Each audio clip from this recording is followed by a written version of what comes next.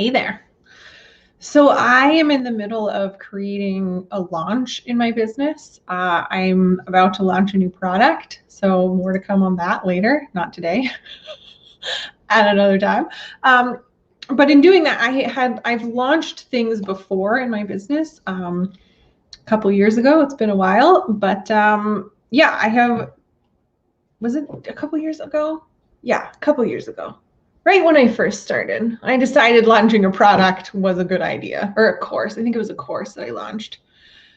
And I thought launching a $500 8-week course when I was like 8 months in and had zero audience was the best move I could make.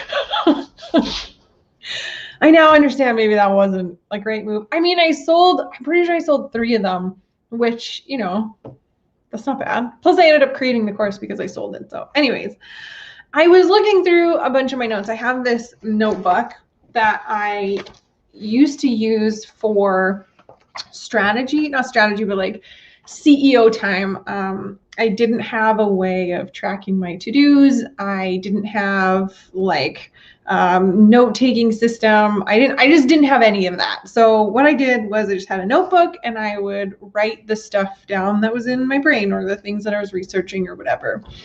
And so part of that was creating this launch plan, or I had research notes on this launch. So I was going back to look at that today, and it was really interesting to flip through these notes from like a couple years ago and just see like where I was at and the things I was focused on when I first started. And I have a lot of to-do lists, like a lot, and they're like full pages, like full like of these pages of to-dos. In some cases, I've got like deadlines and the approximate amount of time I thought it would take. Those were never accurate. And I just think it was really funny. Like I'm spending all this time being like, I need efficient processes and like, how am I going to make sure that I can respond to all my emails and sort them and my to-dos and all this stuff. And like thinking back on it, like you had 4 emails, lady, just respond to them. You don't need to make that more efficient. You're gonna spend more time working on your process than just doing it, which like, that's just how my brain works. So I should give myself a bit of credit there, or grace, I guess. But like trying to set up process before I had the data was just not helpful. And I think I spent way too much time working on what my processes were going to look like before I had any data as to how I like to work and like how customers were going to interact with me and like that kind of thing. So while I do think it is important to have efficient processes, it's also important not to try to create those processes before you know what you need or before you know what they're going to sort of, what they need to accomplish, I guess. And so what I was trying to do is I was trying to create a structure for the company that would allow it to grow and scale. And I wasn't sort of shooting myself in the foot. I wasn't creating this box that I was going to have to like bust out of. Man, I should have said t-shirt. I wasn't creating myself a t-shirt that I was going to hulk out of.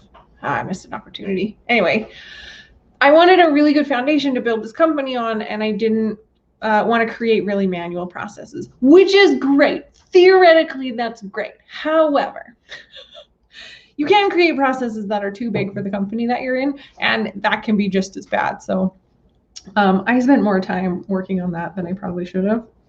But I have, since then, the company has grown, and I have figured out the answer to some of these questions that I had, which I think is really interesting.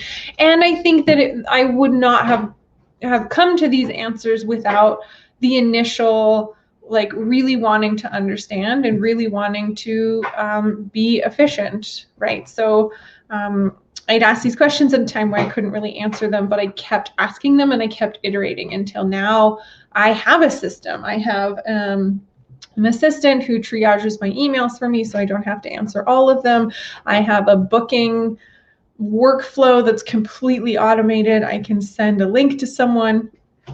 It asks them the questions I need answered before I can meet with them, and then it books into my calendar. Anyways, it's an automated workflow. You don't need to know every step.